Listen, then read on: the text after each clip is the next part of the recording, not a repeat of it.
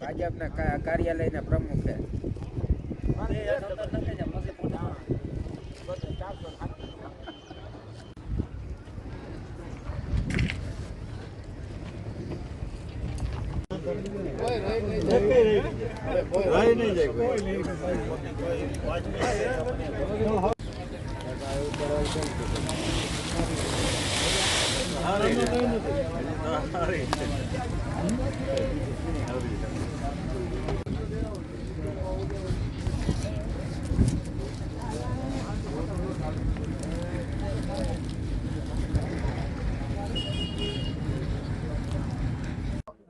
સરકારશ્રીની યોજના મુજબ ટેકાના ભાવે ખરીદ થતી મગફળીના જામનગર ખાતેના જામનગર હાપા માર્કેટિંગ યાર્ડના કેન્દ્ર ખાતે મેં મુલાકાત લીધી.